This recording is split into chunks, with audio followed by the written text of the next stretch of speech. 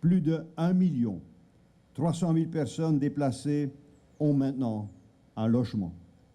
10 000 mètres cubes de débris ont été enlevés.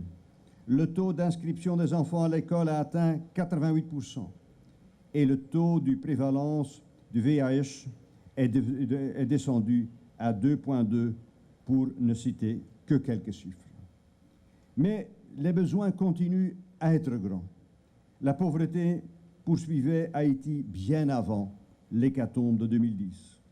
Et l'achèvement de la reconstruction, la relance économique, la pleine normalisation de la vie politique, la mise en place de forces de sécurité et d'un système de justice démocratique requiert encore d'efforts que je sais, Monsieur le Président, vous poursuivez sans relâche.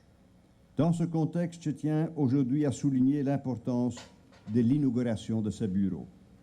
Après un renforcement important en personnel au cours de cette année, près de 50 personnes travaillent maintenant dans ce bâtiment. Notre délégation en Haïti constitue la plus grande délégation de l'Union européenne en Amérique latine et la seconde sur le continent américain, après Washington, il faut le faire. Elle gère aussi le plus grand programme de coopération de toute l'Amérique latine, avec un portefeuille de projets en cours d'environ 800 millions d'euros. Ce bâtiment symbolise l'engagement de l'Union européenne avec Haïti. Nos relations ne résultent pas uniquement d'un élan de solidarité suite à une catastrophe humanitaire, un accident dans la vie d'un peuple, un accident sans précédent. Nos relations sont ancrées dans un passé riche, un passé complexe. Elles sont ancrées dans une conscience d'appartenance commune.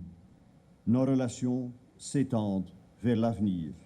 Et c'est à partir de cette antenne, en terre haïtienne, que nous vous présentons une main amie et solidaire. Nous voulons vous aider à réaliser les rêves de liberté, développement, sécurité et justice auxquels le peuple haïtien, comme tout autre peuple, aspire.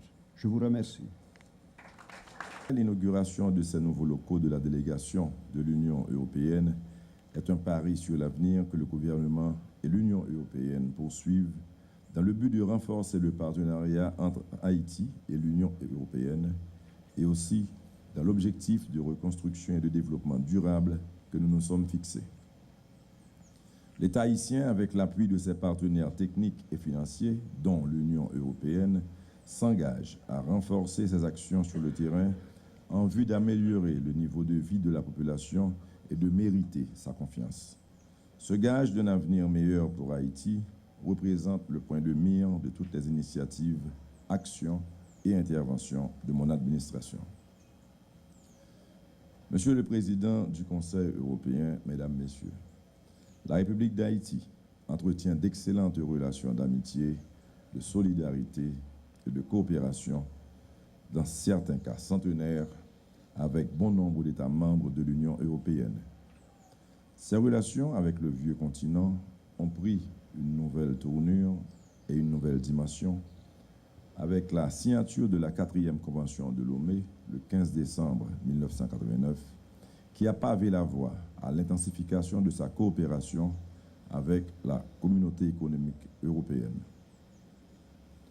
L'adhésion à cet instrument phare de coopération Nord-Sud a permis à Haïti de bénéficier des ressources des 7e, 8e, 9e et 10e fonds européens de développement mis à la disposition des pays d'Afrique, des Caraïbes et du Pacifique pour financer des programmes et projets de développement. Je me réjouis que les domaines d'intervention prioritaires de l'Union européenne en Haïti, tels que les infrastructures, la sécurité alimentaire, le développement rural, la réforme de l'administration, l'éducation et la culture, soient des secteurs structurants et parmi les plus importants pour le développement de la nation. C'est pourquoi mon administration attache un grand intérêt à cette coopération et mettra tout en œuvre pour la consolider et l'approfondir.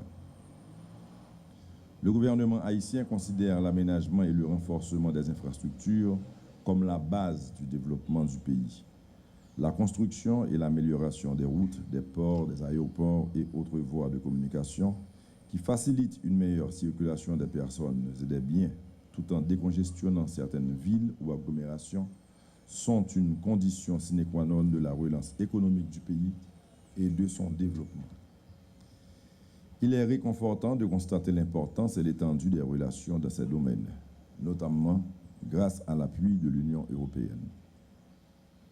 Il importe aussi de mentionner les interventions dans les domaines de l'assainissement urbain qui ont été effectuées dans certaines villes comme la Croix-des-Bouquets, Saint-Marc, Saint-Louis-du-Nord, les Cailles, Petite-Rivière de l'Artibonite et Petit-Gouave, et le financement de plusieurs projets et programmes tels l'éducation, la sécurité alimentaire, le développement rural, la réforme de l'administration et l'épanouissement culturel en appui aux efforts du gouvernement haïtien. Monsieur le Président du Conseil européen, comme j'ai eu l'occasion d'en discuter avec vous au cours de notre premier entretien, mon administration est résolument engagée dans la reconstruction, la refondation et le développement durable d'Haïti.